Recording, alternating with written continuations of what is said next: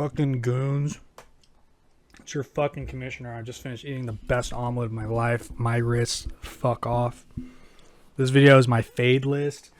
I'm giving you guys free knowledge here. I was in the fucking lab all fucking preseason, all off season. I was in there cooking. So I'm coming out with the fucking guns, baby. Okay? We had no fucking trades last season, so I'm trying to spice shit up, make some content, maybe it fucking spark some interest in you guys. Fucking testosterone levels are extremely low. You gotta get that shit up, especially, like, expeditiously. Get that shit going, okay? Alright, I got 10 guys. I'm gonna fucking just rattle through these guys, spark notes, because you guys have fucking small attention spans like a fucking child, so we're just gonna keep this shit dicey. Alright, first fade. Hot take. Marvin Harrison Jr. Don't like his fucking... He's being drafted at his absolute peak. He's going wide receiver 8. Wide receiver 8 in sleeper. That's ludicrous. We have nothing to base him off of in the NFL. He's got a lot of expectations on his shoulders. And motherfucker's just getting drafted at his ceiling. I don't like it. Not a fan. Best situation out of all the rookie wide receivers as far as I'm concerned that went in the fucking first round. But nah, bruh. Not for me. I'll let some other dumbass do that shit. Next guy, Jahmyr Gibbs. The dude's got a hamstring injury coming into the season. That's cooked. And David Montgomery's still there. He's a little bit older, but he's still there. Yeah, I don't like that. Hamstring injuries could last fucking a couple weeks. They could linger through the season.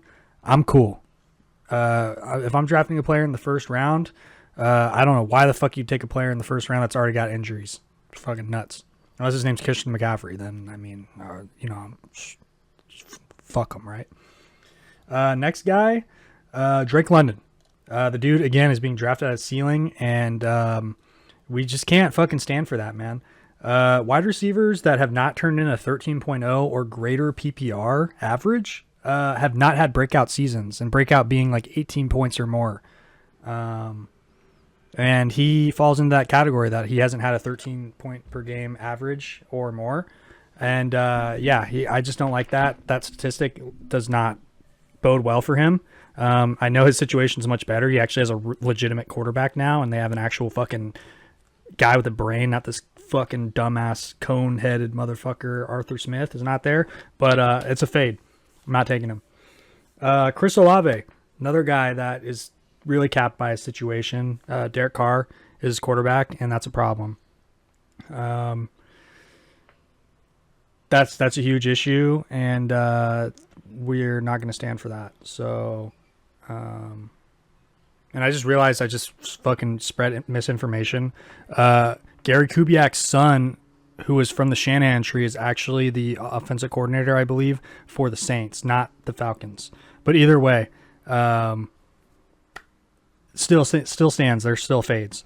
Next is a semi-fade. It's Malik Neighbors. He was going a lot higher earlier in the offseason, but now he's starting to come down a little bit because people are seeing Daniel Jones actually play, and the dude's fucking ass. We knew that. But, yeah, I don't know why people think that he's going to be the only guy getting targeted out there, because he does like other players on that team, believe it or not. And they're going to get theirs, and the offensive line is absolutely dog shit for the Giants. I just don't like their situation. That's a fade for me. Next fade, Saquon Barkley. To put it simply, he's too old, and Jalen Hurts is going to steal points from him.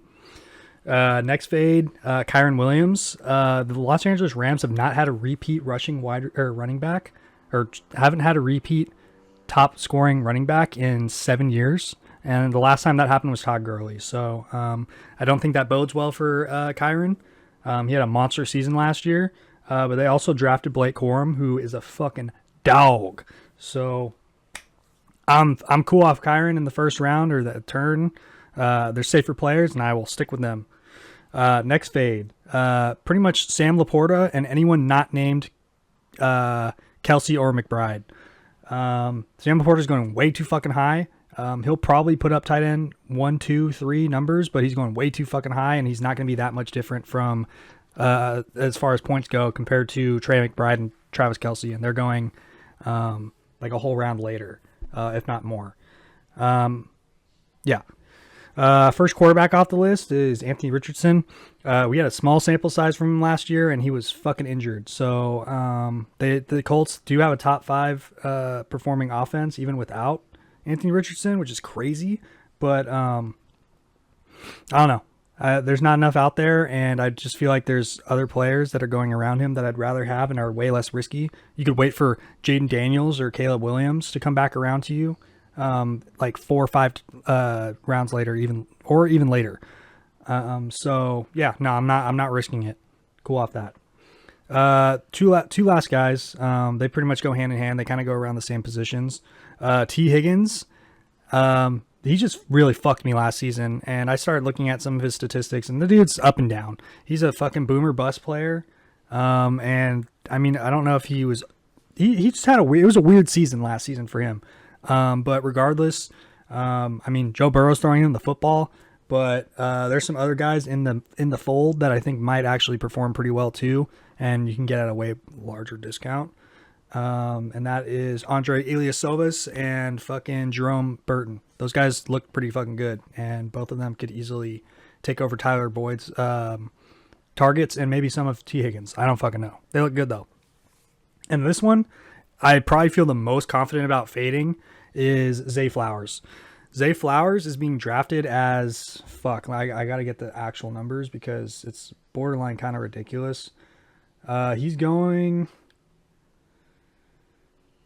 They don't fucking put the numbers up. He's going like wide receiver 20 something, 25 maybe. And I'll just put it bluntly.